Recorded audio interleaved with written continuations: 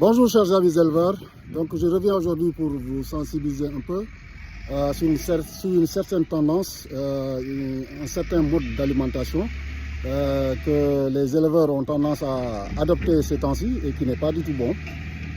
Celle qui consiste en fait de prendre un aliment bien fabriqué, équilibré et d'y rajouter des choses inutiles. Donc comme vous le savez, j'ai l'habitude de dire que le bon aliment, c'est pas seulement l'aliment qui est riche, mais c'est plutôt l'aliment qui est complet. Donc l'aliment qui est bon, c'est celui qui est équilibré. C'est l'aliment équilibré qui est le bon aliment parce que c'est l'aliment qui tient en compte tout ce dont l'animal a besoin et qui est bien dosé, bien formulé par le nutritionniste. Et ce type d'aliment, on peut l'obtenir de deux manières. La première, c'est de produire soi-même son propre aliment. Et là, il suffit de recourir au nutritionniste et de lui demander quelle matière première regrouper et quels oligo-éléments mettre, quels minéraux mettre pour quand même avoir l'équilibre qu'il faut dans la bonne formulation. Et la seconde idée, en fait, c'est tout bonnement aller acheter le produit équilibré qui est déjà fabriqué sur place dans certaines usines et de le consommer directement. Maintenant, ce qu'on constate, c'est qu'il y a des aliments dits équilibrés qui sont sur le marché comme le Super Ladoum, le Djurgi Ladoum, le Djargahar, le Ladoum de FKS, même il y a un excellent aliment Ladoum produit par notre maître, le grand nutritionniste Dr Sen. Donc il y a tous ces produits-là qui sont quand même bons et qui sont assez équilibrés et dont quand même les éleveurs pouvaient se suffire. Hein. Mais ce qui se passe, c'est que les éleveurs, ils achètent ces produits-là et ils y rajoutent du maïs. Or, dans ces produits, il y a déjà la quantité maximale d'énergie qu'il doit y avoir. L'énergie est procurée par les céréales, le maïs, le sorgho, le blé et autres. La protéine est produite par les oléagineux. Tout ce qui est oléagineux, donc en quelque sorte, c'est les tourteaux d'arachide, c'est le tourteau de graines, peut-être de soja et même le niébé. Maintenant, par rapport à l'énergie, la quantité maximale qu'il doit y avoir, c'est 40%, 35 à 40%.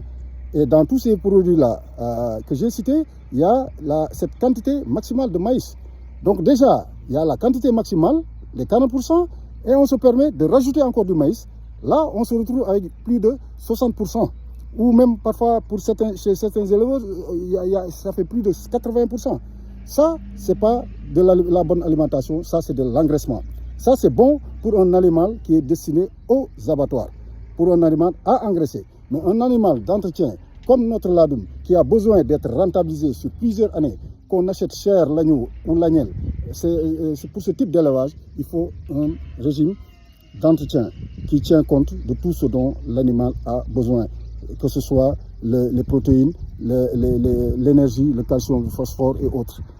Et c'est cette mauvaise méthode-là qui conduit à plusieurs problèmes comme les problèmes d'aplomb que connaissent nos jeunes mâles. Aujourd'hui, une bonne partie des jeunes mâles ont des problèmes d'aplomb du fait que déjà la formulation est cassée avec l'augmentation du maïs. Avec l'augmentation du maïs, la formulation est complètement cassée.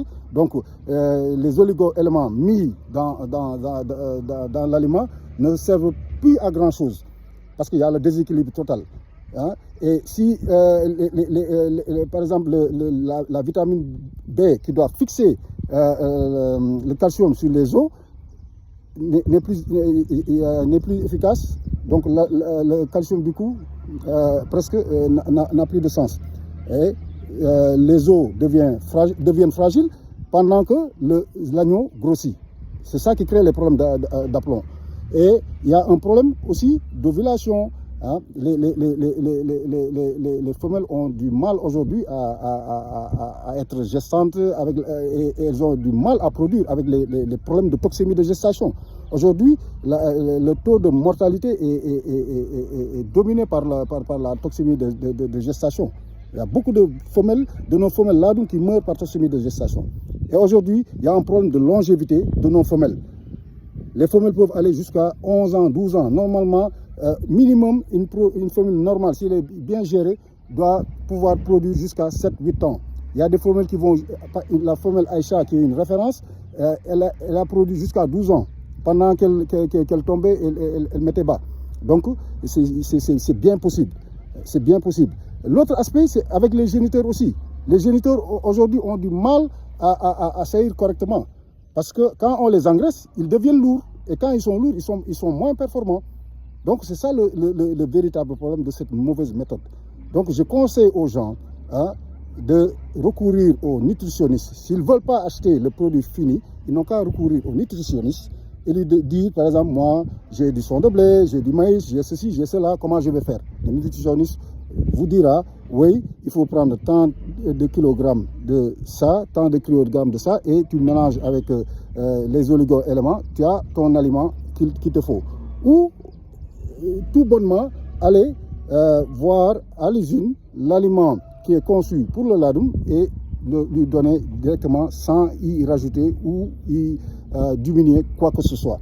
Et bien entendu, en plus de cet aliment-là, il faut toujours donner du bon fourrage à volonté et de l'eau à volonté. Merci.